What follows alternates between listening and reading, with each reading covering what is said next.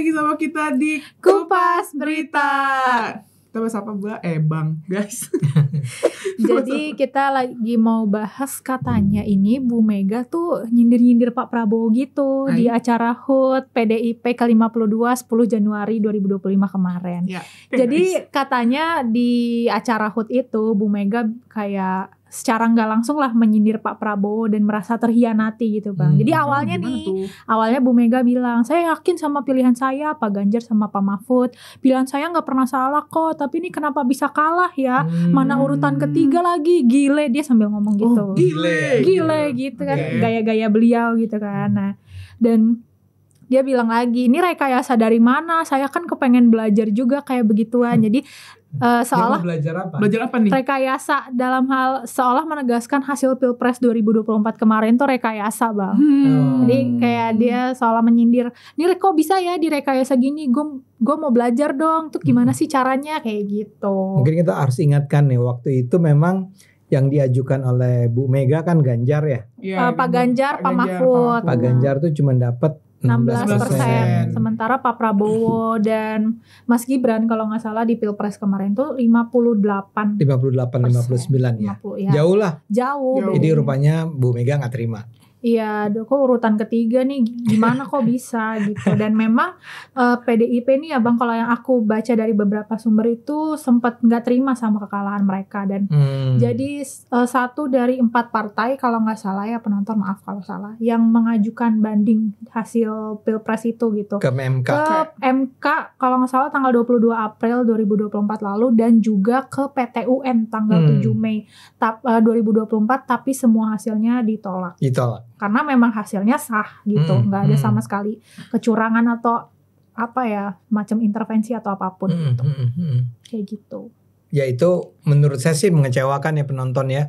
Mengecewakannya karena pertama kan kalahnya tuh luar biasa telak ya. Iya, jauh. Ya Ganjar 16, Pak Prabowo itu 58-59. Mas Anies berapa ya? Pak 26 kalau nggak salah. Ya pokoknya 26, lumayan 24-26 lah ya. Ya sekitar segitulah ya.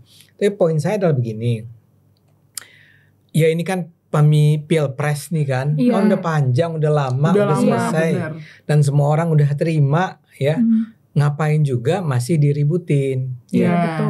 Dan kita juga sebagai warga nih masyarakat Indonesia, saya nggak tahu apakah Egra atau misalnya Cindy mendengar dari sumber-sumber lain. Kalau saya sih nggak mendengar tuh tentang kelicikan seperti yang digambarkan itu, bahwa Pak Ganjar itu mengalami kekalahan yang sangat telak itu karena adanya rekayasa. Rekayasa apanya? Ya, jadi gini. Pak Ganjar itu memang sempat unggul dulu. Betul. Dia beberapa lembaga survei ya. Ya, dan lembaga survei yang penting ya, SMRC lah, Indikator lah gitu ya. LSI semua bilang waktu itu pernah di masa. Saya kan dulu juga pernah dukung Ganjar. Oh iya. Ya. Dan di 2023 kalau nggak salah ya, sampai 2023 itu masih kuat memang Ganjar. Selalu unggul kalau ada survei. Oke. Tapi kemudian mengalami kebangkrutan. Penurunan yang cukup drastis. Ingat nggak kenapa? Karena kalau aku sih ingetnya ya Bang, karena pendukungnya Pak Jokowi berpindah. Nah kenapa? Karena Mas Gibran jadi wakilnya dari cawapres. Itu kemudian. Ada penyebabnya. Masih ingat nggak yang lebih awal? Jadi pertama kali kayak Ganjar selalu di atas nih. Iya. Ya. Kedua Prabowo baru waktu itu saya lupa apakah sudah ada Anies atau tidak. Iya. Di atas terus. Terus tiba-tiba berubah. Bukan tiba-tiba, secara bertahap dia terus turun. Sejak masih ingat nggak? Yang omongan bukan. Piala Dunia iya, yang dia nggak setuju Israel itu. Iya. Jadi bukan soal nggak setuju Israel yang penting, bahwa dia kan menolak agar Israel datang ke Piala Dunia yang sedianya akan diselenggarakannya di mana? Jawa Tengah. Di Indonesia. Salah satunya di Jawa Tengah. Maka Ganjar sebagai gubernur Jawa Tengah ketika itu bilang bahwa kita nggak terima Israel. Kemudian ada juga di Bali kan? Oh ya. juga gubernurnya PDIP. Nah sejak saat itulah suara Ganjar itu menurun secara tajam. Iya. Ya. Nah sekarang saya mau bilang, saya ulang nih pada tuduhannya Bu Mega. Bu Mega harus sadar bahwa menurunnya kekalahan suara Ganjar itu dimulai dari kelakuan siapa? Ya, Capresnya. PDIP-nya sendiri Iya. kan. Itu kan pasti Kadernya. kadernya sendiri. Ganjar itu kan mengeluarkan pernyataan saya menolak kehadiran Israel itu kan karena perintah Bu Mega. Iya. Ya. Jadi itulah yang menyebabkan dia turun. Makin lama makin turun begitu dia berantem sama Pak Jokowi. Kalau nggak salah ya mungkin nggak cuman sekedar Jawa Tengah menolak untuk tempatnya dipakai Bang, itu kayak berdampak nggak sih gara-gara itu anak-anak timnas berapa ya, jadi nggak bisa tampil gitu loh, nggak bisa maju di ajang itu gitu. Loh iya kan gini, Cindy, kita tuh akan jadi tuan rumah Iya. dari turnamen Piala Dunia itu. U16 ya? U22. Oh, U20. U20. Jadi seharusnya tim Indonesia itu dengan sendirinya lolos ke Piala Dunia. Iya. Ya. Ke Piala Dunia loh, itu kan harapan, ya bisa dibilang harapan hampir setiap pemain sepak bola yang profesional betul. untuk pernah bisa hadir di Piala Dunia. Sekarang kan Sinteyong juga ramai gara-gara Piala Dunia kan. Iya. Nah, waktu itu Indonesia udah tinggal melangkah untuk maju ke final Piala Dunia Under 20. Ya di berapa 8 kota kalau nggak salah. Tapi ada Solo, ada Bali, ada Jakarta gitu ya. Tiba-tiba keluarlah pernyataan Mas Ganjar ini. Nah, gara-gara itu Piala Dunianya batal di Indonesia, pindah. Saya lupa ke daerah mana. Ya ke negara lain. Dipindahin tuh. Oh, ini nggak sih negara Latin kalau nggak salah ya? Saya lupa tepatnya. Tapi intinya adalah ya gara-gara itu gak bisa, tim Indonesia nggak bisa ikut. Wong dia tuh ikut mestinya dia ikut karena dia tuan rumah kan. Iya. Tapi karena dibatalkan jadi tuan rumah, gak bisa, jadi nggak ikut. Ya. Padahal ini kan bener-bener, karena kan aku nggak tahu masalahnya, di pokok masalahnya tuh rame banget Bang, bener kayak ada foto Pak Ganjar kalau nggak salah waktu itu, terus kayak banyak banget meme yang bilang lo merusak mimpi masa depan anak Indonesia kayak gitu-gitu. Iya. Dan ada juga orang-orang yang udah nyiapin kaos, udah bikin ini. Nah, poin saya adalah pertama-tama ini adalah kesalahan PDIP sendiri, kesalahan mungkin Bu Mega sendiri, kesalahan Pak Ganjar sendiri. Terus turun, terus putus sama Jokowi. Ini kan turnamennya Pak Jokowi dong, bukan Pak Jokowi. Turnamennya Indonesia kan, pemerintah Indonesia kan. Maka begitu itu gagal, itu pukulan yang sangat telak buat Indonesia. Jadi kembali ke kasus tadi, sejak saat itulah, sejak adanya kasus Piala Dunia itu, terus dilanjutkan dengan berantemnya antara Jokowi berantem sama PDIP, ya semua turun. Jadi 16% tuh masuk akal. Jangan. Tapi lumayan kaget Bang. 16 gitu. Aku lumayan kaget ya. Waktu itu. Karena kita pikir maksudnya event Pak Prabowo di atas, lu minimal ranking 2 lah gitu. Iya. Aku pikir gitu. Mas Anies sama Caimin kaget. Seru. Kayak saya nggak nyangka gitu. Nggak nyangka. Karena kalau Mas Anies kan lain lagi tuh kubunya. Iya. Anak Abah kan? Iya, anak Abah. Anak Abah kan banyak. Cukup banyak lah. Lumayan. Tapi waktu itu kalau kalian masih ingat, perdebatannya ini mau 2 putaran atau 1 putaran. Iya. Ya. Jadi Prabowo tuh bisa menang gak di atas 50%. Ini kan yang lawannya nih kan gini, kalau itu sampai nggak nyampe 50%, misalnya 49% aja, ya, itu harus ada putaran kedua, ya. Nah ini syukurlah bagi para pendukung Prabowo seperti saya, syukurlah dia menangnya emang telak 58%, oke. Tapi kembali ke pertanyaan tadi, Bu Mega nggak usah curiga dan nyebarin.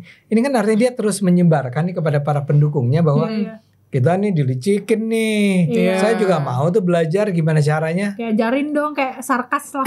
Sarkas banget. Karena PDIP tuh nggak cuma sekedar lapor ke MK sama PT UN aja Bang. Jadi mereka bahkan melakukan konsolidasi internal dan bilang bahwa Pilpres 2024 kemarin adalah Pilpres terburuk dalam sejarah Iya. demokrasi Indonesia gitu. Di mana Terburuk versi PDIP. Versi PDIP, Versi PDIP, gitu. Jadi mungkin iya. terkesan kok nggak dewasa ya gitu. Iyalah. Dan mungkin dari situ Bu Mega merasa aku dikhianati gitu. Ai. Gini kalau sekarang Allah gitu. Itu apa? Itu sekarang kalau misalkan TikTok, tren ya? TikTok Bang. Kalau Oh, misalkan iya. ada yang kayak lumayan gimana gitu, Allah Yang galau-galau gitu Bang. Nanti judulnya itu Allah Bu Mega. Kemayun nih gitu kan. Tapi kalau ngomongin merasa dikhianati, Iya. Pak Prabowo juga Kalau pernah katanya. misalkan ditarik sejarahnya kan justru Pak Prabowo yang terhianati seharusnya. Duluan. Gimana? Kalau menurut kalian gimana? Kalau yang aku telusuri ya Bang, Iya. itu tahun 2009 itu kan Pak Prabowo sama kan, satu tim sama Bu Mega kan, Bu Mega Pernah ya. capresnya, Pak Prabowo cawapresnya, terus Iya. lawan Pak SBY. Ya. Nah, waktu itu ada perjanjian namanya perjanjian batu tulis, di mana Bu Mega itu tahun 2014 mendukung Pak Prabowo sebagai capres. Gitu. 2014 nih. Perjanjiannya pas nanti nih tahun 2014 Bu Mega Oh, ngedukung perjanjiannya kan tahun 2009. dalam 2009. Yang maju, yang majunya siapa? Pokoknya perjanjian yang 2009 itu yang maju Pak Prabowo sebagai capres di 2014. Oke, 2009 2009 artinya yang maju Bu Mega kan. Bu Mega, Capres, iya. Dengan Pak Prabowo, Pak Prabowo cawapres. cawapres. Cawapres. Iya. Janjian nih. Janjian. Ini nanti kalau 2014 ini lu dukung gue ya, nanti Iya. gue maju lagi nih. Pak Prabowo. Janjian. Nah, Setuju nih Bu Setuju. Mega. Setuju kan nih? tapi pas 2014 Bu Mega PDIP kan nih ngusungin Pak Jokowi JK gitu. Bukan Pak Bukan Pak Prabowo Iya. gitu. Jadi waktu itu Pak Jokowi JK lawan Pak Prabowo Hatta. Iya, Iya kan? Iya. Jadi ya dibilang terhianati, ini jelas terhianati nggak sih Pak Prabowo-nya? Dia pecah. Jadinya nggak jadi dukung nih gitu. 2014 nggak jadi ya. Nggak jadi. Oke. Tapi aku dengar info-infonya Bang. Katanya perjanjian itu berlaku kalau Bu Mega sama Pak Prabowo waktu itu menang di 2009. Tapi Oh. nyatanya 2009 yang menang itu Pak SBY. Pak SBY. Budiono, Pak Jadi Budiono. karena kalah, karena lah nggak jadi deh Jadi perjanjiannya. kan udah gak berlaku nih gitu. Tapi jadinya kalau misalkan Bu Mega merasa terhianati, ya itu Pak Prabowo udah duluan gitu. Jangan. jadi Megawati sebetulnya dulu lah yang mengingkari. Iya. Kalau nggak mau menggunakan istilah mengkhianati ya. Iya, boleh. Nyanyi oke guys. Oke, jadi iya ya sekarang kalau masih juga nih, Iya. ya masih juga nih Megawati bilang, wah kita dilicikin nih segala macam atau dihianati. Dihianati. Ya udahlah. Ai. Apa? Alah. Kemayune. Kemayune. Janganlah kita terus-menerus memupuk kemarahan dan Kemarahan, kebencian ini iya. karena ya dulu pun kalau seingat saya sih mungkin Prabowo sempat merasa kok lu nggak jadi dukung gue gitu ya. Iya mungkin. Tapi ya. kan juga nggak pernah marah yang sampai apa sih, apa istilahnya berlebihan tuh. berlebihan. Ngamuk lah. Nggak Ngamuk sampai lah. ngamuk. Iya, nggak sampai tantrum. Ya udahlah Iya. kita tarung aja gitu kan. Heeh. Ya kalah ya udah juga nggak apa-apa.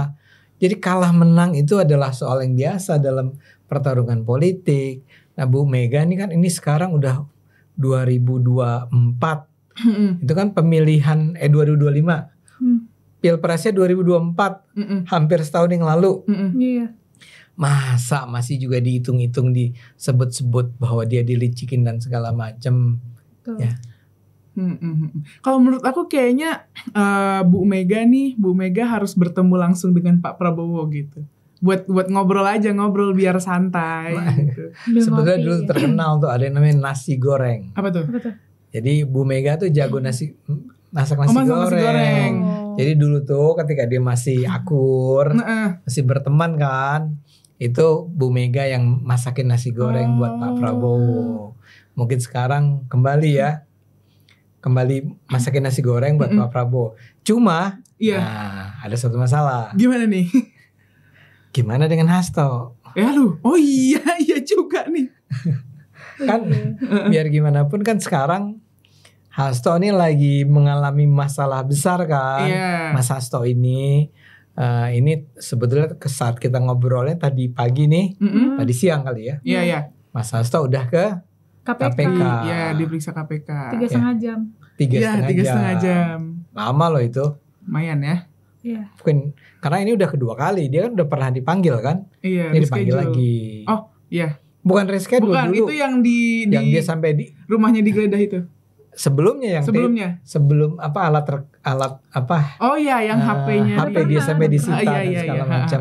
Nah, jadi sekarang ini sebetulnya sekjennya Bu Mega, orang nomor 2-nya kan, tangan kanannya itu lagi ada masalah. Nah, kalau sekarang Bu Mega makan nasi goreng bareng Pak Prabowo, Hastonya diundang nggak? Dia masakin juga.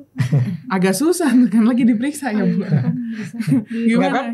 Tapi kan dia belum ditahan, jadi masih bisa datang. Bisa. Cuman kan kebayang nggak makan siangnya tuh di sini ada siapa Prabowo, ada Bu Mega, di sini ada Hasto. Gimana? Sudah diperiksa? Aduh. Saya tanyain apa aja. Ditanyain apa? Ya benar juga. Paling bagus kalau Jokowi juga ikut diundang dong. Iya, itu benar-benar emang yang paling benar begitu sih. Jadi intinya daripada menyalahkan lebih baik introspeksi. Iya. Apakah cara mungkin strateginya udah tepat atau belum? Apakah pendekatan ke rakyatnya sudah tepat atau belum? Gitu. Enggak, memang Bu Mega ini barangkali nggak ada yang pernah ngasih tahu ya Bu Mega. Jadi orang-orang dekatnya tuh nggak pernah bilang, Bu jangan ngomong begitu, ngomongnya begini aja. Kayak misalnya kan sebelum ini Bu Mega juga pernah bilang kalau sampai Hasto itu ditangkap atau dijadikan tersangka, saya datangin tuh Kapolri, dia bilang. Saya akan tanya pada Pak Kapolri, padahal Pak Listio Sigit kan, kenapa ditangkap atau kenapa dijadikan tersangka. Padahal yang bikin Pak Hasto jadi tersangka tuh bukan polisi, KPK. KPK, iya. Jauh ya. Taruhlah sekarang, ya saya akan datang ke KPK, ketemu sama ketua KPK, kan gitu. Ya nggak usah pakai ngancem-ngancem gitu kan. Ya terima aja, Pak Hasto diperiksa ya diperiksa. Jalanin aja prosedurnya. Jalani aja, kalah pemilu ya udah kalah. Sudah. Kan Pak Pramono aja menang kok. Jadi nggak usah terlalu Susunlah strategi, ubah apa cara berpolitiknya selama 5 tahun mungkin bisa ya. Bisa. 5 tahun ke depan. 5 tahun ke depan. 2029 iyalah. Bisa lah. Pak Pramono kan jadi presiden. Bisa jadi. Bisa jadi kan kita nggak ada yang tahu. Iya, kader-kader yang muda-mudanya juga bagus-bagus. Iya. Enggak, ini Janetes enggak ya? Emang Janetes bukan PDIP dong. Bukan PDIP. Lawan PDIP. Oke. Jadi ya intinya jangan sampai yang kayak begini tuh bisa berpotensi memperpanjang polarisasi politik. Udah cukup. Jangan damai-damai aja, jangan. Ini kan kalau ucapan semacam ini bisa apa ya Bang, memecah belah gitu loh, dan takutnya memperpanjang hoax, narasi-narasi yang memang disinformasi. Iya, permusuhan. Musuhan. Ya. Jangan. Ayo kita move on ke depan biar nanti 2029 mungkin bisa unggul lagi PDIP kan, bahkan berkoalisi ya kan. Berkoalisi bener. Oke. Gitu. Alala kemarin nih. Tutup. Oke, mungkin itu aja yang bisa kita bahas di Kupas Berita kali ini. Kalau misalkan penonton ada ide-ide, boleh komen di bawah. Jangan lupa like, comment, subscribe. Jangan lupa stay tune terus di episode Kupas Berita berikutnya. Bye-bye. Bye.